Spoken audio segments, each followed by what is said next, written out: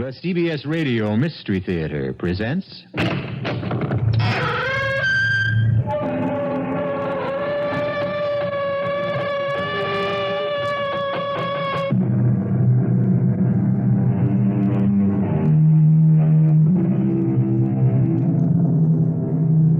Come in. Welcome. I'm E.G. Marshall. The world, it is said, has changed over the centuries, but people have not. Perhaps this is because all too often the human heart is more intent on seeking its own pleasure, satisfying its own selfish needs, than giving thought to others. But there is innocence, too, and love, and selflessness. And it is the interplay of these good and evil forces that form the warp and woof of the strange and horrifying tale I bring you now. Listen. Oh, Murray, I tell you it was Chris. I talked to him. Chris is alive. Andrea, Chris is dead. No! Whoever is buried in that grave, it isn't Chris.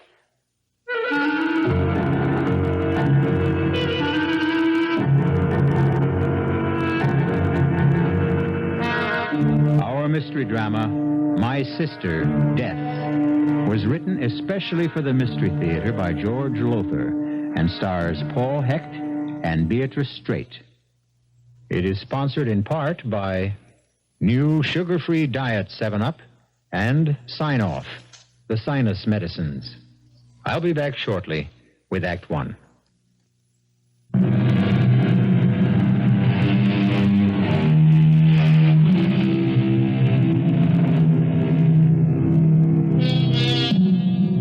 Come with me now to a cemetery near New York City.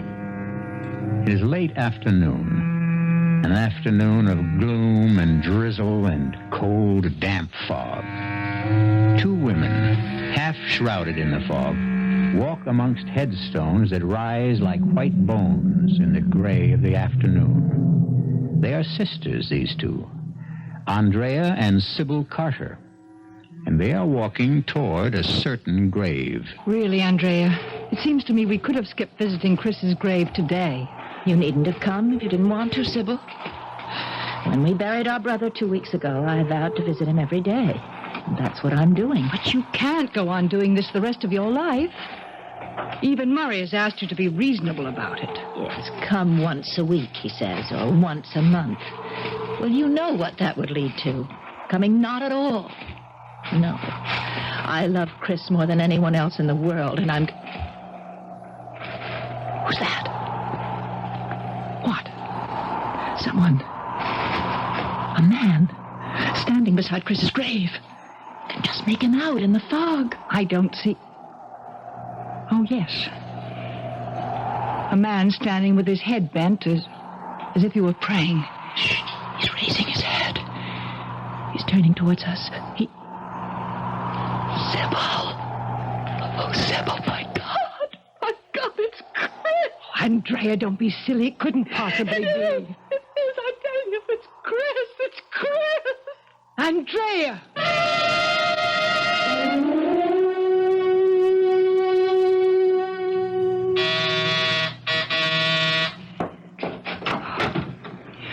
Oh, Murray, come in. Sorry I couldn't come the minute I got your call, Sybil. Oh, that's all right, Murray. I know how busy your law practice keeps you. Your estate, you mean, yours and Andrea's. Chris's death has raised all sorts of tax problems. I'm afraid his death has raised more problems than that. Yeah?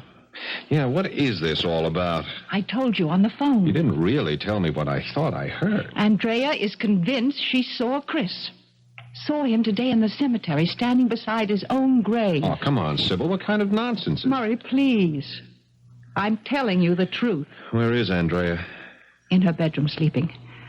Dr. Swanson gave her a strong sedative. Murray, she was in such a state, so hysterical. Look, let me get this straight. You and she went to Chris's grave this afternoon? Yes. We were walking toward the grave when we noticed a man standing beside it. And there was a man? Oh, yes. I saw him, too. He was standing beside the grave with his head bent, as if he was saying a prayer or meditating or something. I had just said I wondered who he could be when he raised his head and turned towards us. That was when Andrea started to scream, "It's Chris, it's Chris." And then she just fainted. Went out cold. Who was the man? I don't know. Well, what do you mean you don't know? You didn't see his face? You didn't talk to him? It was a foggy day, Murray. It's been foggy all day, and out there at the cemetery it was very foggy. I could barely see his face. And so, if it comes to that, neither could Andrea. Well, this is the strangest thing I've ever... Tell me, has Andrea had any other brainstorms like this one? Well, has she? Well, Murray, Now, look, sweetie, I'm your attorney, yours and Andrea's. If something not quite right is happening, you can tell me. In fact, you'd better tell me. Oh, Murray. You're more than just our lawyer. You know that. It's no secret that Andrea's in love with you, and that I am, too. And that I'm in love with both of you and can't make up my mind between you. But what has that to do with it? Oh, she'll pull herself together sooner or later and straighten out. Chris's death was a terrible blow to her, that's all. It was a blow to you, too, wasn't it? More than a blow, Murray. A puzzle. I still can't figure out how he could have fallen over a railing nearly chest high. 18 stories to the street below. Frankly, I keep wondering about that, too. But about Andrea now. Murray, the truth is she's been acting very strangely. What do you mean, strangely? Well, imagining things. Like Chris this afternoon, and, well, a few days we went shopping downtown, and I took the Bentley. When we went back to the parking lot to get it, Andrea looked shocked when the attendant brought it around. Why shocked? Well, she swore up and down that we'd driven into town in the Jaguar. That's crazy. Murray, please don't say that. Don't even use that word. Something even stranger happened last night. What? Well, we'd had dinner here in the apartment. And Andrea said she was going to walk down to the corner to mail a letter and get a breath of fresh air. I stayed at the table having another cup of coffee. Well, when she came back from mailing the letter... You couldn't have gotten much fresh air in that short a time. Fresh air? What are you talking about? What is all this? What's all what? Well, the table. The food, the dirty dishes. What do you think it is? I'm asking you. What is this? Oh, it's what's usually left after two people have had dinner. What two people? Oh, Andrea, come on now. Will you answer me? What do you want me to say? We had dinner. You went out to mail a letter and get a breath of... Andrea, what's the matter? We did not have dinner here. We didn't. We had it at Delahanty's. I see, just like we used the Jag instead of the Bentley the other day. Now, what kind of a crack is that? No crack. Andrea, no crack. All I'm saying is you're imagining things again, and... I did not imagine the Jaguar. I am not imagining this. You and I had dinner at Delahanty's, not here. In that case, Andrea, where have you just come from? Come from? You went out to mail a letter and get a breath of fresh air, you said. You just came back. You just now walked through the door. If that doesn't prove... You're forgetting the earring. Earring? What earring? Here, look. You can see for yourself I've only got one earring on. Well, you must have dropped it when you... That's exactly what I said less than 15 minutes ago. When we got home from Delahanty's and were getting out of the car, I said, Sib, I've lost an earring. One that's from that jade pair that Murray gave me for my birthday. I said I wanted to search the car. And that's what I've been doing. I haven't been out mailing any letters. I've been searching in the car for that jade earring. Damn it, Sybil, don't look at me as if I've lost my senses. You know, I'm beginning to be afraid you have. I tell you, Sybil... If we had dinner at Delahanty's, what is all this food and these plates and everything else doing on this table? I don't know. Well, darling, I do. We had dinner here. No. I'm certain we couldn't have. What are you going to do? I'm going to call Delahanty. He saw us there tonight. He came over to our table and chatted with us. We'll soon see whether we dined there or we didn't. Andrea, dear, please. You're simply going to embarrass yourself.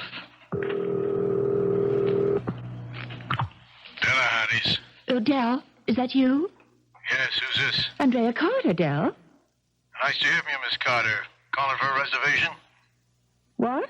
We're pretty full up, Miss Carter, but I'm sure I can arrange something. Del, Yeah? My sister and I, didn't we have dinner at your place tonight? You put me on, Miss Carter? We didn't dine there tonight? If you did, I didn't see you. Thank you, Del. He says we weren't there tonight. Darling, we weren't. Then I did imagine it all? Afraid you did, yes. But it was all so real. Oh, Sybil. Sybil, I'm going out of my mind.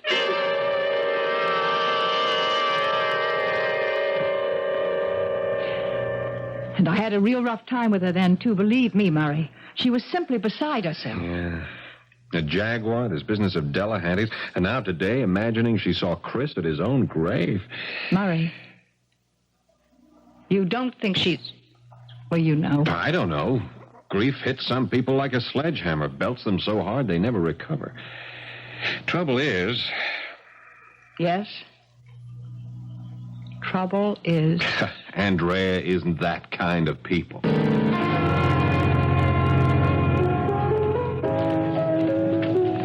Well, Mr. Redmond. Hello, Del. Nice to have a future New York DA at my bar again. That'll be the day. That I make a district attorney, I mean. Me? I'd bet on it. You drink okay? Perfect. Long time no see. You've been busy, I guess, eh? Very.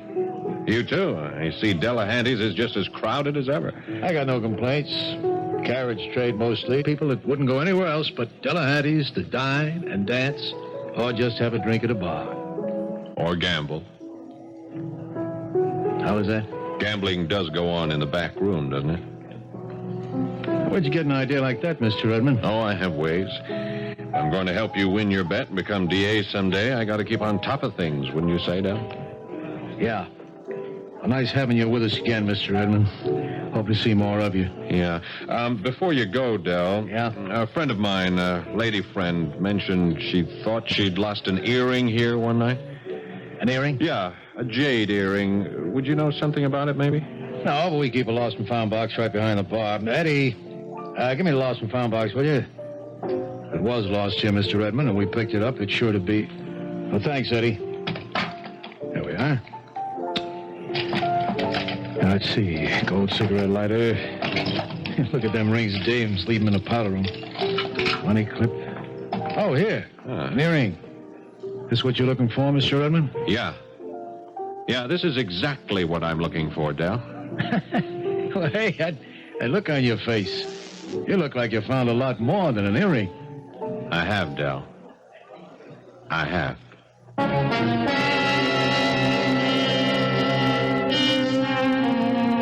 Murray Redmond has indeed found more than just Andrea Carter's earring. He has also found that she didn't imagine dining at Delahanty's. Nor then, in all likelihood, did she imagine driving into town in the Jaguar which unaccountably turned into a Bentley. But as for imagining or not imagining her dead brother standing beside his own grave, well, we'll get closer to the answer to that when I return in a few moments with Act Two.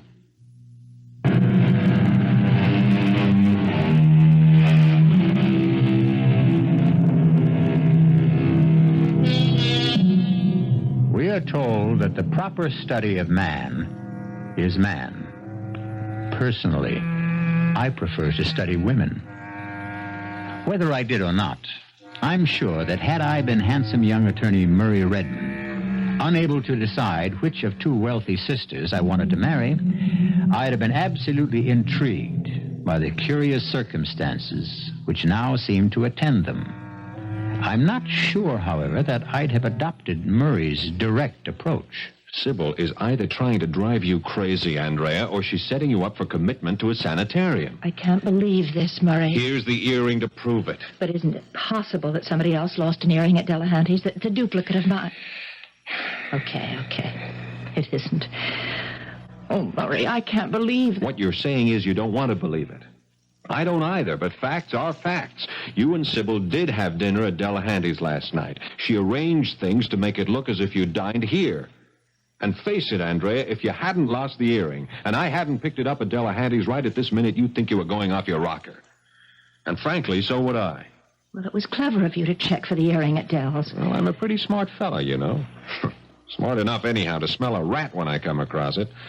Like this dinner business or the car nonsense or Chris standing beside his own grave. Yeah, and I might as well tell you now, Andrea, I don't believe Chris's death was accidental. Murray. No one could have fallen over that railing. Fallen off accidentally, yeah. If he'd been sitting on the railing, even taken his own life if it comes to that. No, personally, I think he was pushed. Murray, do you realize you're accusing Sybil of murder? I do. And of trying to make it look as if I'm crazy. Yeah? Well, why? Why would she do anything like that? Do you really want me to answer that? No, I suppose not. If what you say is true, and it isn't, The answer could be that Sybil wanted to get control of all our money. And me. You? To lay it on the line, Andrea, she's in love with me. So am I. What else is new? Well, there you have it. With you out of the way, Sybil would have, or think she'd have, a clear field. I just don't know what to say or do. Well, the thing to do, at least for the moment, is simply to play along. You see, what I want is to get enough evidence against Sybil to nail the truth and her to the wall.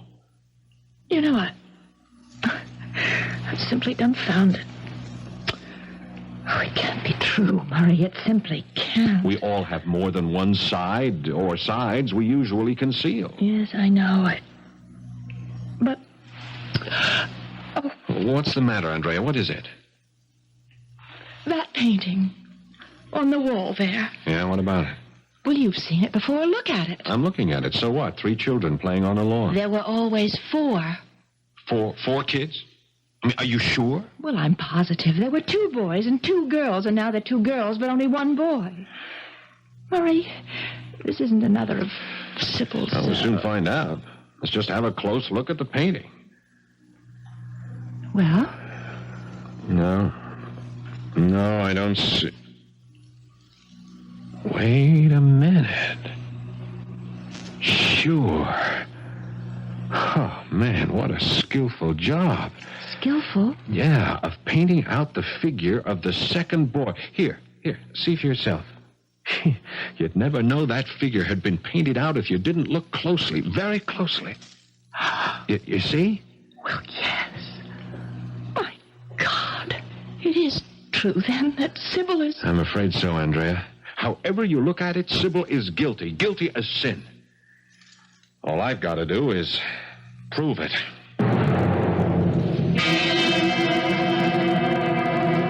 You get the hell out of my office, Redmond, or I'll throw you out. Cool it, Del. Just cool it. Cool it? You come in here and call me crooked, accuse me of pulling some kind of fraud, and then tell me to cool it? All right, let's say I advise you to cool it. Look at this. The earring you picked up here last night.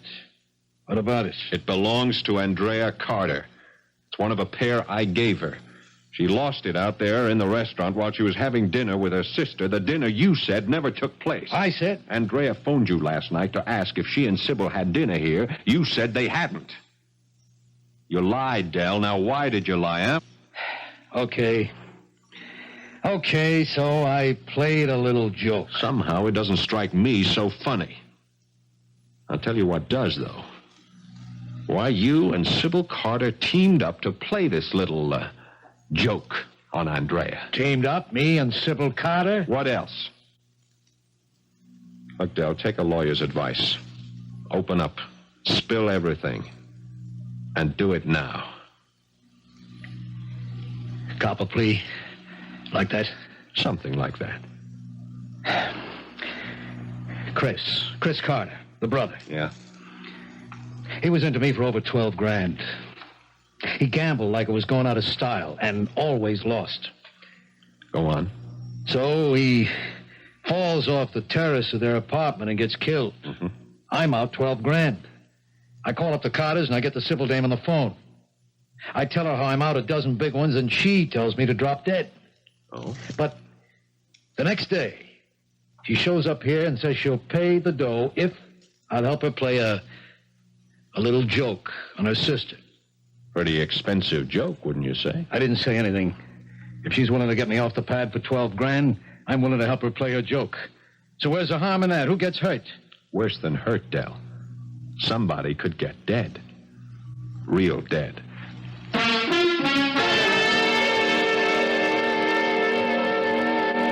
Del broke down and told her the whole story. Just like that? It surprised even me. I guess he's not as tough as he looks, or acts. Fact is, though, that earring of yours stopped him cold. I had him dead to rights, and he knew it. Murray, Yeah? I want to face Sybil with this. Face her right now. She's bound to try another trick, and probably soon. And that could be the one that hangs her. If it weren't for you. Oh, Murray. I'd be out of my mind. I'd be stark raving mad this minute. No, you wouldn't. No, you're too level-headed for that. Well, forewarned is forearmed. You know what Sybil's up to. We both do. So she can't win, Andrea. Murray, when this is over, let's get married. I couldn't make up my mind which one of you I wanted for a wife, but I guess I can now. Andrea, I definitely can now.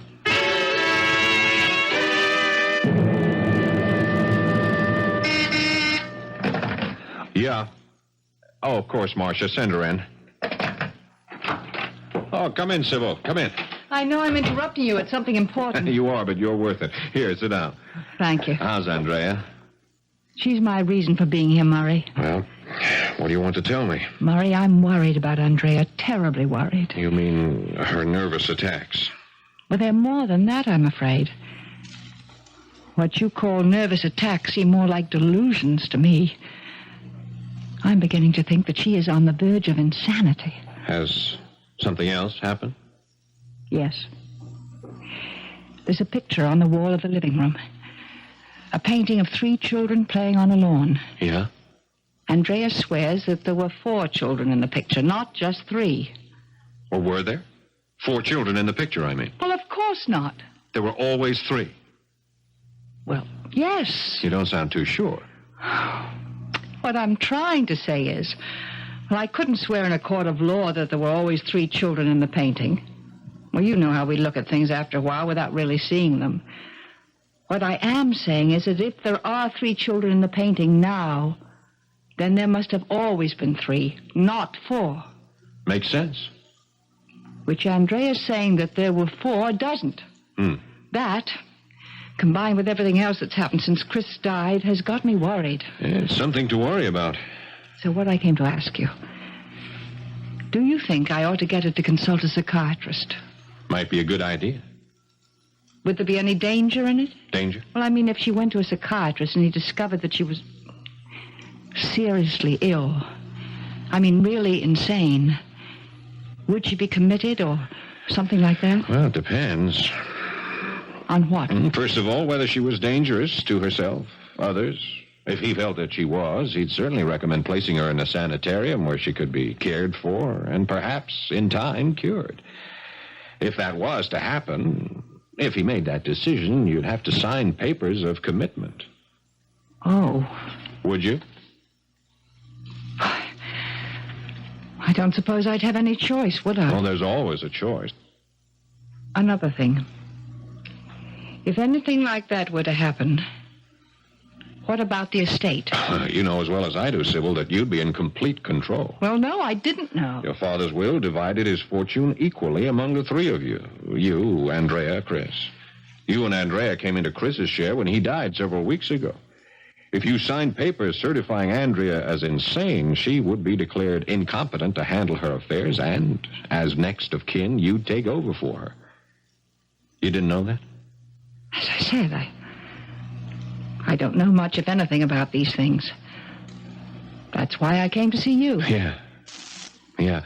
Well, now you know. Oh, sorry. Excuse me, Sybil. Yes, Marcia.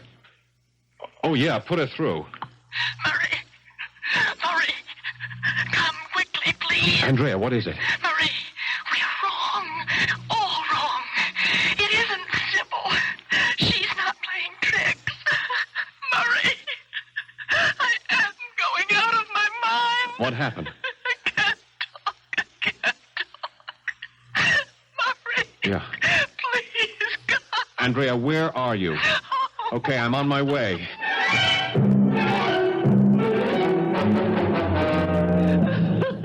Andrea, you've got to get control of yourself. What is it, dear? What happened?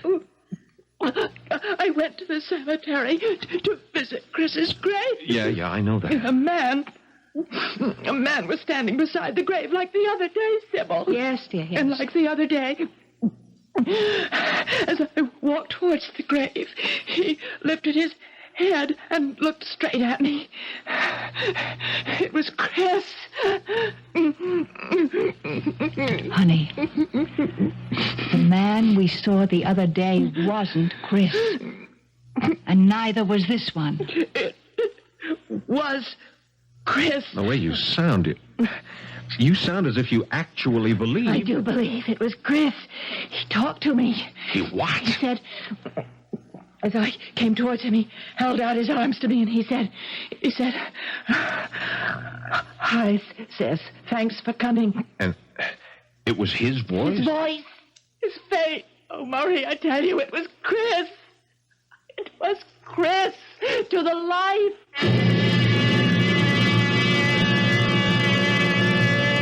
Well, if you're shocked, think how shocked Murray Redmond must have been.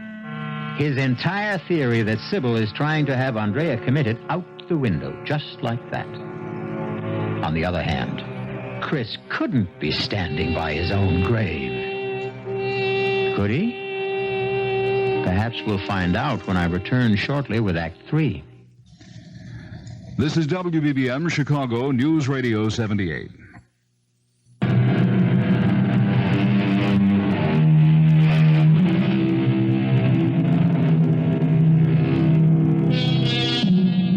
It is almost axiomatic that at those moments in life when we are absolutely sure we are right, something happens that shocks us with the knowledge that we are absolutely wrong. Assuredly, that is what has just happened to Andrea Carter and Murray Redmond. Convinced that beyond a shadow of a doubt, Andrea's sister Sybil is trying to set her up for commitment to an asylum, they are stunned to realize that this may not be the case at all. But, Andrea, what you're saying is impossible. It couldn't have happened. Oh, I tell you, it did. Murray, It did. I'm going to phone Dr. Swanson. Okay. I'm sure he'll come right over. Come on, Andrea. What is the meaning of this? What? Chris is dead. You couldn't have met him at the grave. You couldn't have talked to him. Murray, please believe me. It happened. It was Chris. It's incredible, inconceivable. You say you talked with him? I mean, what did you talk about? What did you say? He said, hi, sis, thanks for coming. And you? For a few minutes, I couldn't say anything. All I could do was just stare at him. And he looked at me and he said, trust me, sis. I'll explain everything in time. I just wanted you to know that I'm alive. And then what happened? And then he said he was going to leave me then, but that I'd see him again soon, and he kissed me on the cheek. Kissed you? Yes. And then he began to walk away, and I started after him, but he turned, and then he said, no, don't follow me. You'll understand in time. And I let him go. I let him walk out of my life again. I can't believe any of this. I can't believe it either, but it happened. Oh, Murray, what does it mean? This can't be one of Sybil's tricks. The man I talked to was my brother. I don't know who we buried in that grave, but it couldn't have been Chris. It was. It couldn't. I was there. I was there when they closed the casket. I was one of the pallbearers. Oh. Dr. Swanson's on his way over. How are you feeling, Andrea? I'll be all right. Would you like a drink now? Oh, yes, I could use one, Sybil. Murray? Yeah, I could too. Double, please. Murray. Chris can't be alive, and yet... Murray, we are going to have to open the casket. Oh, no. Sybil's right. Oh, no. I'll get a court order this afternoon. Don't look so horrified, Andrea. You don't have to be there. Oh, but yes, I do. Oh, Andrea, why? Because I know what you're thinking. Both of you now. You're thinking I'm out of my mind. I don't. You must. What I've told you is crazy. Well, I want to be there when you open that grave and see for yourself the proof that I'm sane. Or what, dear? Mad! Stark mad!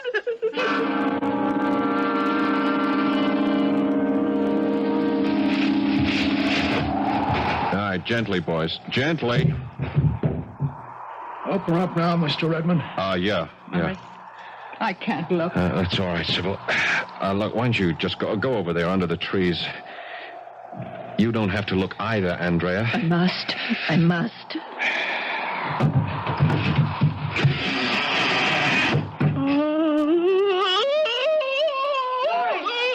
No, stay there, Sybil. Sybil, don't come here. Don't look. Murray. All right, close it up, boys. Close it up. The coffin, who's in it? Is it... Yes, it's Chris. And for the last time, Andrea, I do not think you're crazy. You're as sane as I am.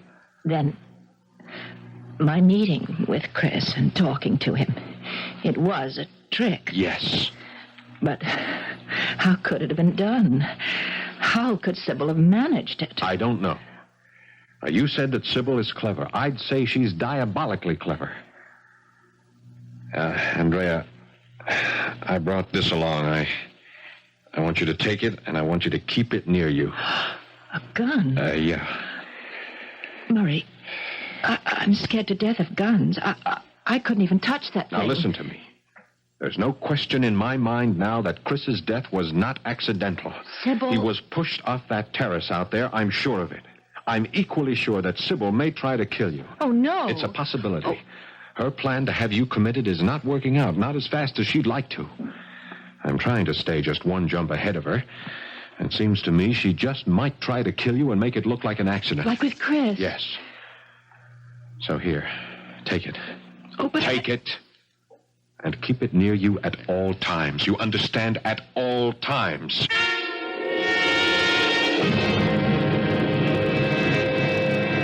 Oh, sorry, Andrea. I hope I didn't wake you. No. Just resting, Sybil. You want something? Well, yes. I thought we might talk. About what? Andrea, I've been doing a lot of thinking about this, about you. And I think you ought to see a psychiatrist. Oh. So does Murray. Anyhow, he doesn't think it would be a bad idea. You've discussed it with Murray, have you? I love you. Murray loves you. It was only natural I should go to him for advice. You are lying, and you know it. What are you talking about? You are either trying to drive me out of my mind or trying to make it look as if I am so that you can have me committed. Andrea! Everything that's happened to me since Chris's death, which was no accident, Sybil. You killed him. Everything that's happened since then. Every strange, incredible thing. That business with the cars, the dinner bit. The painting with only 3 children in it instead of 4. Oh, yes. And even my meeting with Chris. Chris in the flesh. I don't know how you managed that. But it's all been arranged. Every single thing arranged by you. Why should I do such things to you? To get control of the money that we share jointly. To get Murray for your husband. You are out of your mind. To think that I would do anything so vicious, so depraved. Yes, vicious and depraved. You.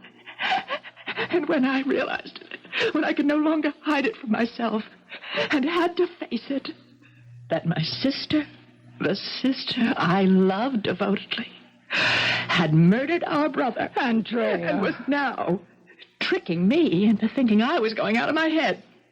When I realized that, Sybil, I didn't want to live anymore. I wanted to die. Oh, Andrea, I wanted dearest. to die.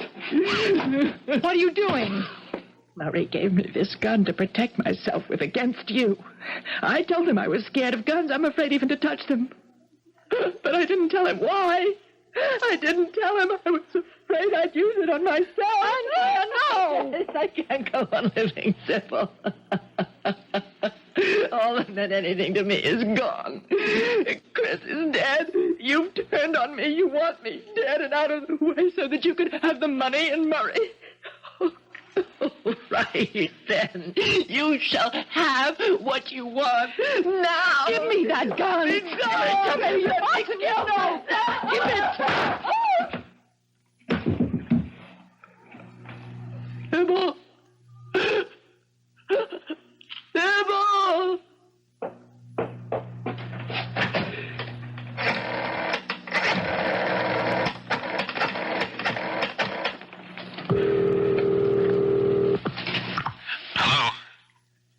Murray? This is Andrea. Yes, Andrea. Murray? I've just killed Sybil.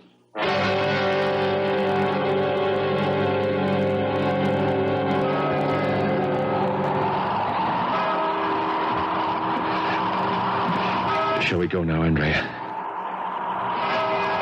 Andrea, dear, the funeral's over. So is my life. They're both down there now. Side by side. Under the ground. Chris and Sybil. Come on. It's cold. You're shivering. Come on now. All right. I never thought, when I vowed to visit Chris's grave every day, I never thought that in a few short weeks we'd be visiting Sybil. What's the matter? Why have you stopped? Someone coming towards us on the path. Look, they're under the trees. What? God, it looks like Sybil. You're imagining things. No, look, it's a woman. You can see her clearly now. Sybil's clothes, the blue suit that she wore, Sybil's hat. Murray! It is. It can't be, but it is Sybil. Why, Andrea. What are you doing here? What are you doing here? I came to visit Chris. Easy, Andrea. Sorry. Oh, dear, there's no one here but us. You're imagining things. No.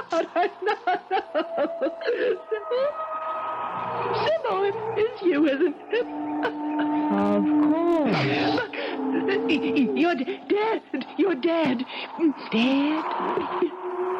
I'm very much alive, as you can see. I killed you. Shot you to death. My God. We just buried you. Come on now, Andrea. I want you home. I'll get you a sedative. She's there, I tell you. I don't see anyone. I do. Heaven help me. I'm mad. I'm out of my mind. Murray. Help me. I've done a terrible thing and I'm being punished. But you've got to help me. Save me. Terrible thing? What terrible thing, Andrea? I killed Sybil deliberately. I murdered her, Murray. I murdered her just as I murdered Chris. You? I pushed him off the terrace to his death. I shot Sybil to make it look like an accident. I knew if I pointed the gun at my head, she'd try to take it away from me. The tricks and all that happened. Sybil wasn't playing the tricks. I was. You, Andrea? You played those tricks? Here, Murray. Here. I'm listening, Andrea. No. You heard Sybil. There is no Sybil heaven, here. Forgive me, Chris. Forgive me, Sybil. Forgive me. Of course. But why did you do all this? To make it look as if you were trying to get me out of the way, when all the time I was planning to do away with you. It was all a trick. It was nothing but a trick. Yes, a trick that backfired, I'm afraid. Backfired on you, Andrea. What? You heard me correctly. You've been fooled. Fooled by your own trick. Understand? I don't... Tell her, Sybil. She is standing there? Yes, Andrea. I am. And very much alive. What? How? Huh? Oh, Murray. You tell her. I can't. Andrea, you went too far. You overreached yourself. Your story about meeting Chris clinched things for me. It was impossible. Either you had to be insane, and I knew you weren't, or you had to be lying. And that was when I decided to force your hand and use a few tricks of my own. Oh, what about the gun you gave me? It contained blanks. Oh. I took Sybil into my confidence. I had to, and she played her part very well. I'm sorry, Andrea. But you did bring it on yourself. Yes. Yes, I did. All right, Andrea. Let's go. No. What? I don't want to go home with you. I'm too ashamed. Please. I don't want to go home. We're not going home, Andrea. We're going to the police.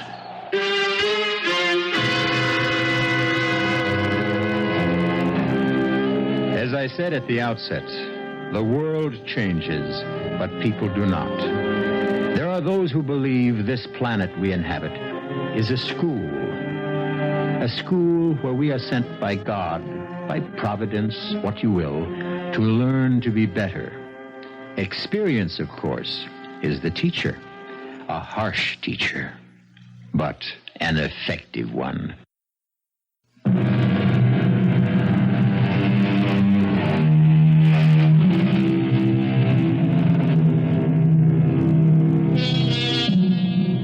I think you'll want to know that Sybil Carter is now Mrs. Murray Redmond, and they are very happily married.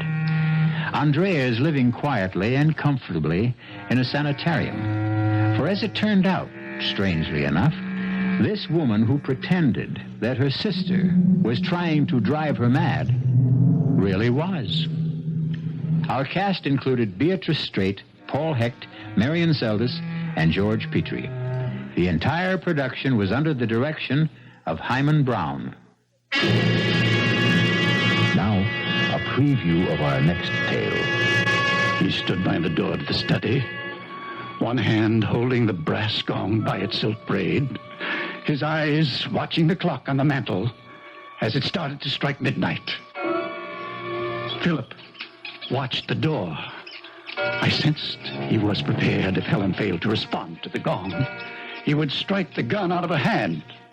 I resumed the experiment. Pick up the gun. Come into the study, Helen. The study, Helen. Helen walked in, Philip mouth open, unable to utter a word, watching her. Point the gun at me. Pull the trigger. Helen! Radio Mystery Theater was sponsored in part by Buick Motor Division and Anheuser-Busch Incorporated, brewers of Budweiser. This is E.G. Marshall inviting you to return to our Mystery Theater for another adventure in the macabre. Until next time, pleasant dreams.